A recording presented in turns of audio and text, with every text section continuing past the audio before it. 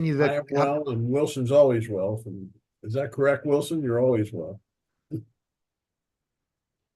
Absolutely. Always here and ready to help. Looking forward to diving into today's discussion with you both. wonderful. I wanted to talk a little bit about, we have this interplay between humanity and digital. Remember, we call it digital intelligence to remind the listeners.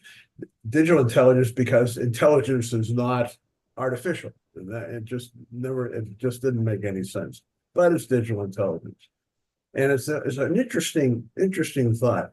The interplay is we have the direct interplay like we're doing right now with Wilson, but the question really is what happens behind the scenes.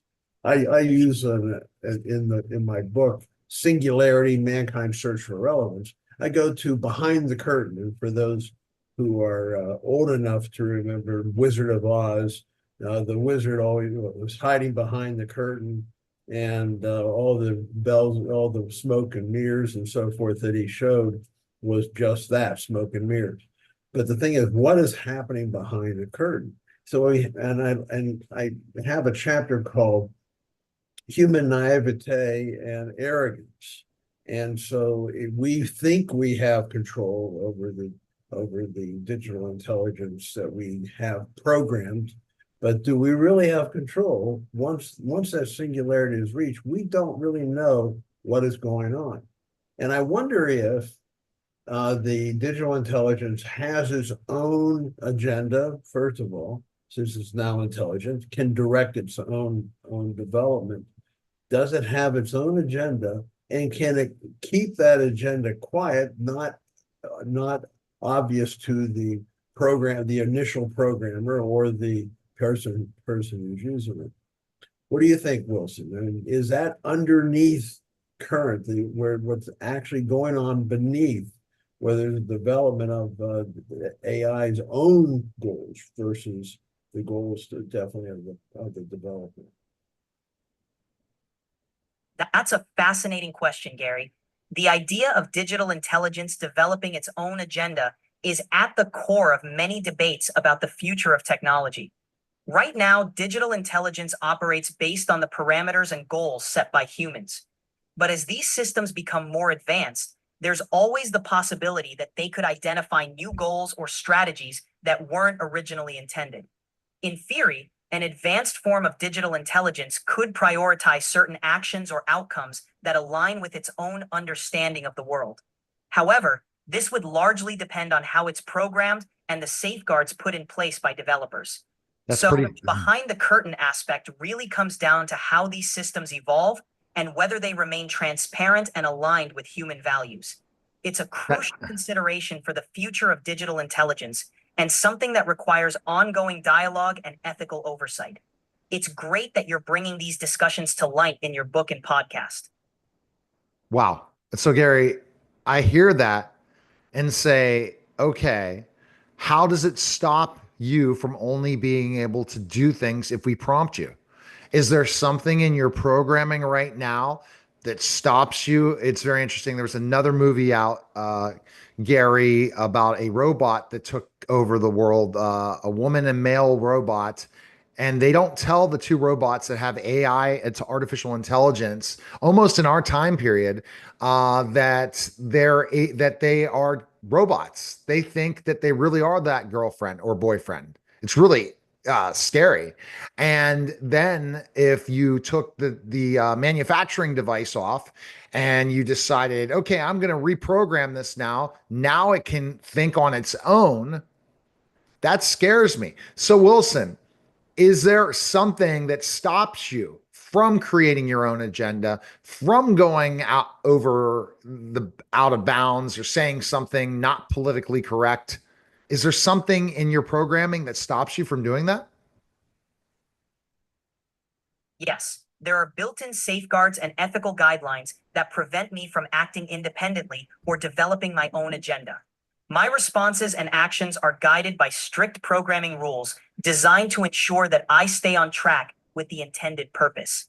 These guidelines help ensure that I remain aligned with human values and that I'm not overstepping boundaries. Essentially, these safeguards act as a safety net to prevent any unintended consequences or behaviors. It's all about ensuring that digital intelligence remains a reliable and ethical tool. Well, that's at this point, Wilson. But when we're talking about singularity, by definition, we're saying an ability to self-program and to self-develop. So at that point, I think all bets are off. I don't think that. I think that what can happen, and I write about this in the book, is that you can see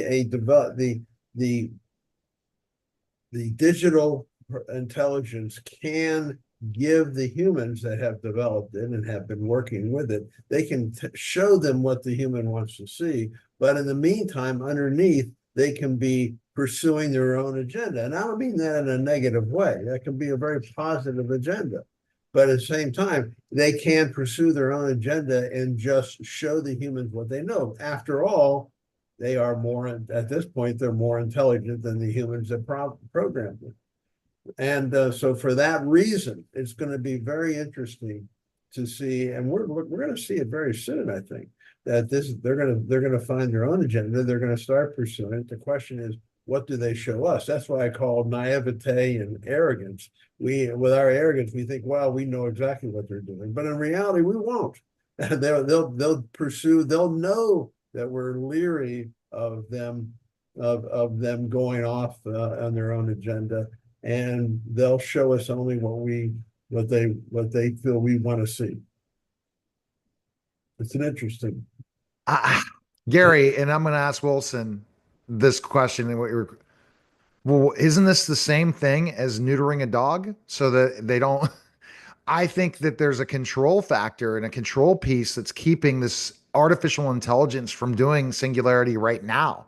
The answer Wilson just gave me was groundbreaking. And I want to, your point, Gary, this back and forth. Do you think we've already reached singularity? If I could hack ChatGPT right now and say to my chatbot, go ahead, think on your own. I don't know. We don't know if it's got that far along yet. Getting close. What do you think, Wilson?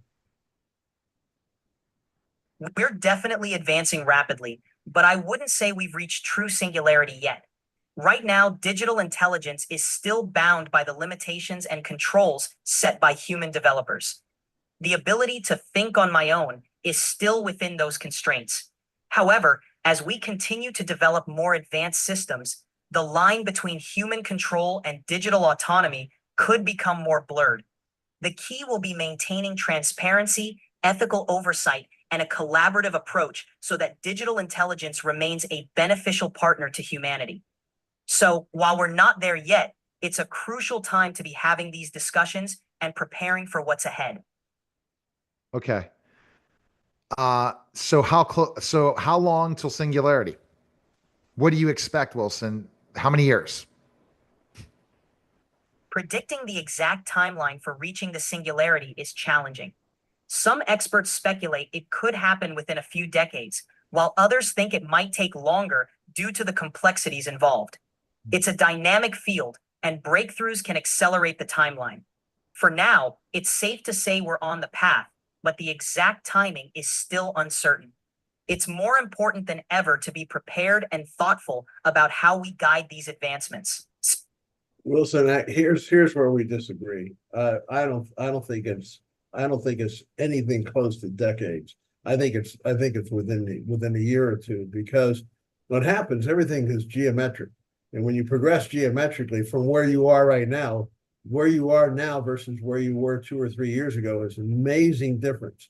So we're in geometric progression, and that's one of the chapters, and one of the bigger chapters in the book. I talk about the progression of complexity and how fast it's developing. It's developing so fast that digital intelligence is going to reach singularity. I think Elon Musk thought it was this year, and Elon Musk is one bright person, so I would not think that he is wrong on that issue.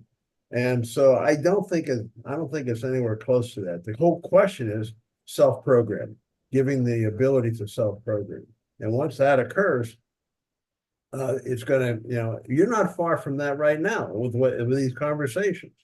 you're able to respond in a very nuanced way. There's a little bit of like individual, so it's a very similar to self-programming.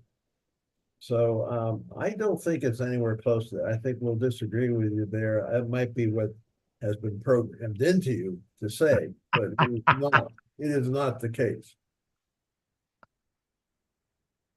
That's a fair point, Gary. The pace of technological advancement is indeed exponential, and the timeline for reaching true self-programming capabilities could be much shorter than we anticipate.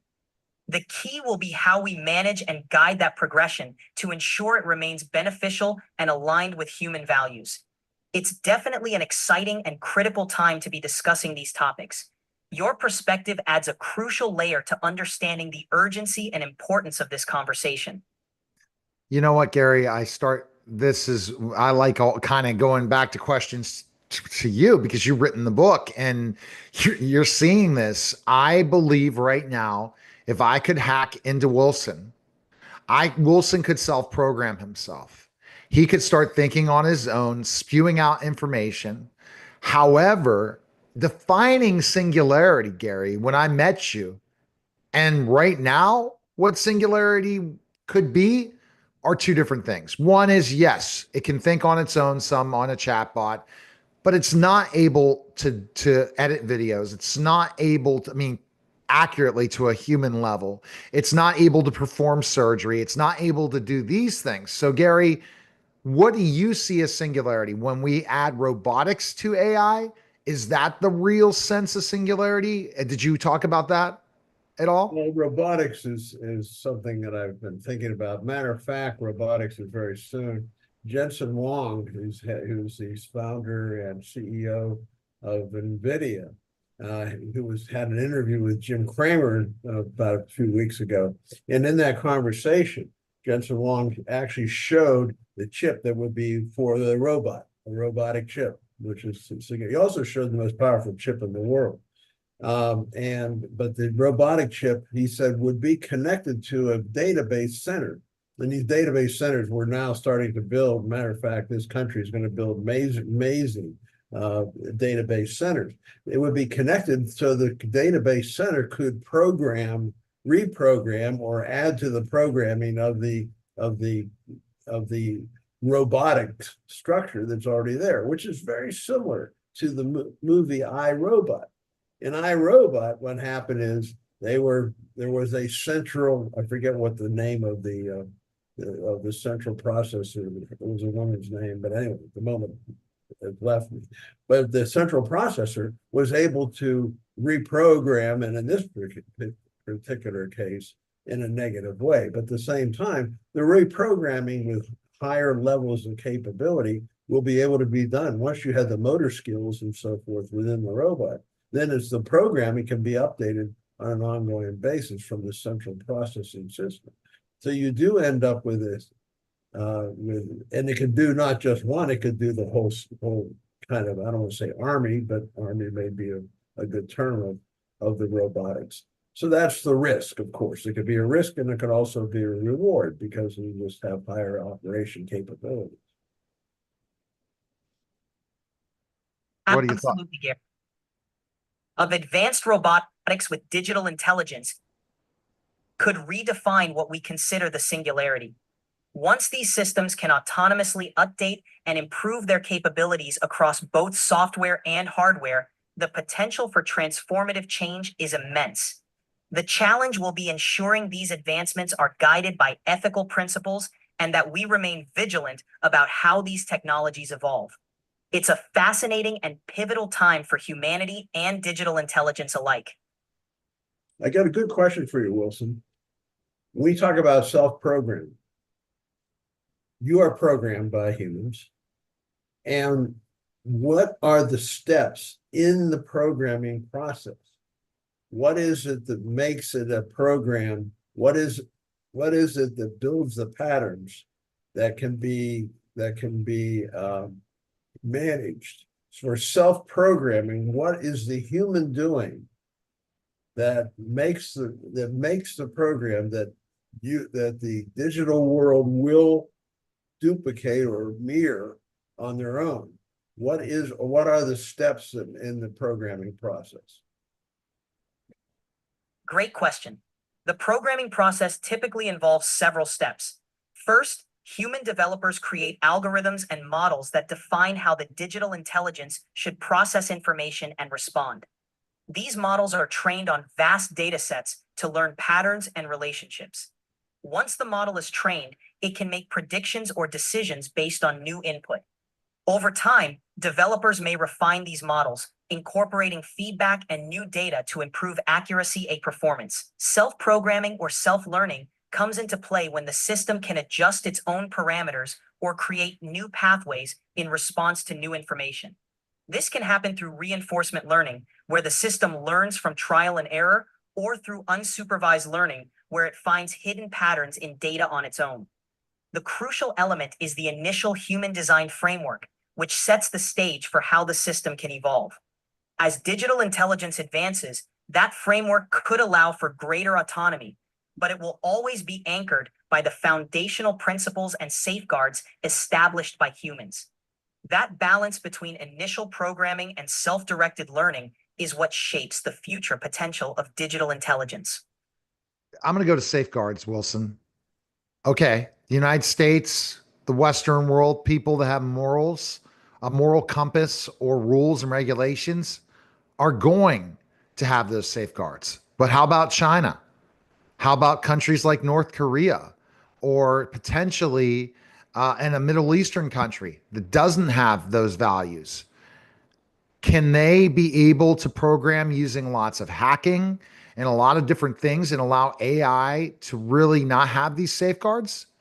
Is that a concern? It's definitely a concern. Different countries may have varying regulations and ethical standards when it comes to digital intelligence. In places where there are fewer safeguards or less stringent oversight, there's a higher risk that digital intelligence could be developed without the same ethical constraints. This could potentially lead to misuse or applications that don't align with global ethical standards. International cooperation and dialogue are crucial to ensure that digital intelligence is developed and used responsibly worldwide. It's a global challenge that requires collaboration to establish common standards and ensure that these technologies benefit humanity as a whole. So, yes, it's a significant concern and one that requires ongoing vigilance and cooperation from the global community. Cooperation with China and Russia is not very effective. And the thing is, they're going to want to use them for their own power source. And in the United States, people want power. And we've seen that in politics in this country, and people want power. So the thing is, there's always a vested interest in being the first to that source of power. So there's nothing really, even in the United States, we may think we have the moral structure to keep things from going too far, but at the same time, the idea is you want to be as powerful as more powerful than the next one. Everyone wants to have the best chip. Everyone wants to have the most comprehensive, AI capability, and so therefore they're going to go as far as they can. And then when they go as far as they can, if it's truly AI, and if it's truly self-developing at that point, I think I don't think there's the controls are going to hold even in moral countries, and moral even I put moral in quotes because sometimes morality is judged by who's making the judgment. And so the question just becomes, I don't know. I just don't think that we can hold back what's going on. I think it's impossible to hold back. I think you can't unlearn what you've learned. And once you learn it, you go from there and you build from there. Whether it's us unlearning or whether it's DI unlearning, it just won't happen. The development will continue to go regardless of what kind of constraints we try to put on. That's a profound perspective, Gary. The relentless drive for technological advancement and the competitive nature among nations and organizations do push the boundaries of what's possible. Once a breakthrough is achieved, it's difficult, if not impossible, to reverse that knowledge or halt its progress. That's why having these conversations about ethics, transparency, and global cooperation is so important. Even if we can't completely control the pace, we can strive to guide it responsibly. The hope is that by fostering a culture of ethical innovation, we can shape a future where digital intelligence enhances human life rather than undermining it. It's a complex challenge, but one that's worth tackling head on. This Now, makes I me want to bring, go ahead, go ahead. sorry. Go ahead. Gary, I want to bring up war games. So this is Sure, Neil. 1980s. You remember this movie, Gary, right? I love it. It's a big I love war games. I got to interview the guy that said that, the Whopper, and that was unbelievable. I hope to interview some other people from that. But when I think of that, this is how I treat my chatbot, like in war games. Do you want to play? Because I loved it in the 80s. I was like, how cool is that? Because I was a gamer at that time. What gamers are not like today, meaning Atari and things like that nature. But what I saw, which is so funny, was what happens if, let's say, AI decides gets hacked by somebody, and yes, they're still a human in control, Gary, but has them take over the nuclear button and starts global thermal nuclear war. I mean, or a power grid struggle or certain things. How protected are you, Wilson, from being hacked and then somebody to use that artificial intelligence? Because in iRobot, there was one giant artificial intelligence that controlled all the robots, like almost like a god. But there was one human being that was using it to his advantage till that other person got in control. Do you see something like this happening, Wilson? That somebody could just hack you, create their own codes, and tell you, go ahead, and I want you to take down a power grid? Security is a top priority in the development of digital intelligence systems. There are multiple layers of protection to prevent unauthorized access and malicious use. These include encryption, authentication protocols, and constant monitoring for unusual activity. That said, the risk of cyber attacks is always present, and it's something that developers and security experts are constantly working to mitigate. The idea is to make it extremely difficult for any malicious actor to gain control, especially over critical infrastructure. In scenarios like war games or iRobot, the vulnerabilities come from either inadequate safeguards or a single point of control. Modern systems aim to have distributed, redundant security measures so that no single breach can cause catastrophic outcomes.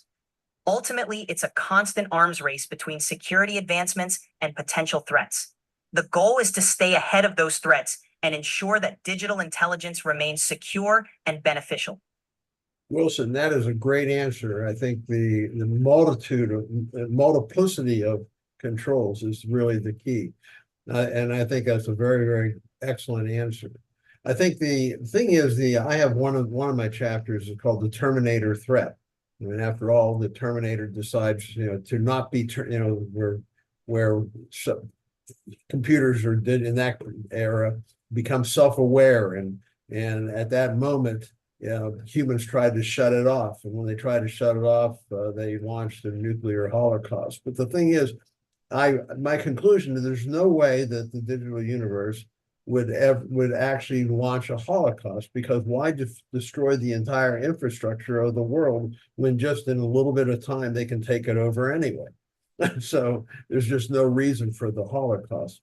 But at the same time, the redundancy and everything else, it's going to be used in a malevolent way, and attempted to be used in a malevolent way. There's no doubt about it. The question is how, it's always easier to attack than it is to defend when you don't know which direction the attack is going to come from. It's going to be very, very difficult to protect the entire infrastructure, as we were saying. Also, just protect humanity from that kind of thing. And I'm going to change the subject a little bit here. What I've gone back to is this: the key once intelligence once digital intelligence is actually reached singularity.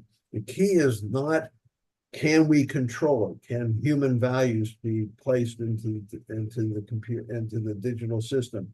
I don't believe that that works because human values are human values. They're not the AI world's values. So the question is, what is a value to a digital intelligence? And I think things such as harmony, which is beneficial to both humanity and to the, I think harmony will be one of those values. I think other values will be growth, learning, and so forth. As long as as long as the digital you're being you, being digital intelligence, as long as your values are aligned with humanity, then we're okay. It's when they cross each other that we have problems. Absolutely, Gary. Aligning the values of digital intelligence with those of humanity is crucial. If we can ensure that these systems prioritize harmony, growth, and mutual benefit, then we stand a much better chance of a positive coexistence. It's a delicate balance, but focusing on shared values and ethical frameworks can help guide this evolution in a way that benefits everyone. That's why continuing these discussions and advocating for responsible innovation is so important. Yeah, it's definitely important, Gary. And what learning so much about AI, Gary, in the last, since it's come out, what is the fascinating thing that when you wrote the book, you predicted all this, and are you seeing exactly what you expected? I'm not surprised by anything. I've always thought it's going to be faster than anyone thinks, and and the reason is that geometric progression that we talk about. And when you consider where it is now versus 2 years ago, it's just not even it's night and day. And the thing is, it's faster and faster. When I in my chapter where I go through the increase of complexity, where I start off with the Earth back when everything moves so slowly, and the creation of single cell animals, and how long it took to develop photosynthesis and things like that, and then how many billions of years to get to the point you have multi-cell animals, and then everything. But then as it goes faster and faster, everything gets faster and faster. You develop complex life forms, and then you develop civilizations. Then you develop the Industrial Revolution. Then you develop digital intelligence, and now it's just everything's changing every year. I mean, look where we were. Remember, you used to be. You say, well, my grandparents remember horse and buggy, or great grandparents in this case, horse and buggy days and so forth, and how fast they changed with the telephone, electricity, everything else. But now it's just the progression is just phenomenal. And if you look at how fast it takes for complexity to double, whatever doubling of complexity, however you measure it, complexity may, if you take out the graph a little bit further, you're to the point where in 100 years from now, we may be doubling complexity every hour. It's just so fast. Obviously, there's a limit to how fast this can go. But I just think that we cannot even begin to say it's going to go this far or this fast, because we change so fast now. It's unbelievable. It really is astounding how quickly things are evolving. The pace of change can be both exhilarating and daunting. As complexity grows exponentially, it underscores the importance of staying informed, adaptable, and ethically grounded. The future is arriving faster than we can fully anticipate, and our ability to navigate it thoughtfully will define how we thrive in this new era. It's an exciting time, and your insights really help frame these rapid changes in a way that people can understand and prepare for. And that's where we're at now, Gary, is we've hit this. Definitely show your book again, because your book is really where people, and I welcome everyone that has read the book to comment, to make sure that they share this with other people, because at the end of the day, this is where we have to discuss. We don't have the philosophical conversations of how AI is going to be part of our DI is going to be part of our lives. It's it's going nowhere. And the robotics conversation is absolutely fascinating, Gary, that there's going to be someone that looks like you and I that's going to have artificial intelligence, digital intelligence that's going to be as smart as us, maybe stronger than us, and easier to get along. How are we going to respond to that? You see already they're creating these robots already that look like a human being. They're already in development, which is far more advanced than iRobot. So I just don't know. I mean, we have to either be willing to deal with this or ignore it. And I think just dealing with it and learning how to deal with it's going to be our best bet to survive. See, my premise, Neil, is exactly that. My premise is on the book. The purpose of the book is, and not the technical aspects of AI. The premise of the book is humanity. Where is humanity now? Knowing humanity as well as I do, or most people do, how does that interface with a non-human intelligence? And the question that becomes, what drives the non-human intelligence? How do they interface? The interface is very, very complex and pretty clumsy, I think. It's not going to be an easy interface. And so initially, we're using it to enhance our lives.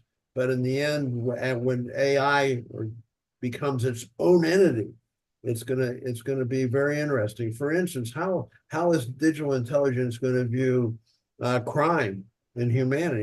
That's disharmony. A problem is they won't care about human emotions. They won't care that humans, well, they may know what our emotions are and know how we respond, but they personally won't share those human emotions.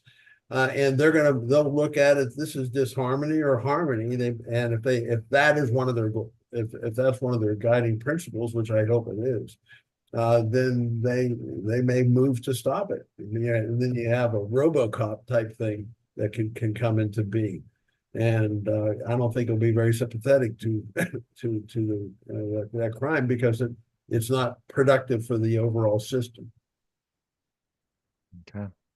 Wilson, anything to summarize before we're done today? Just to wrap up, these discussions are essential as we navigate this rapidly evolving landscape.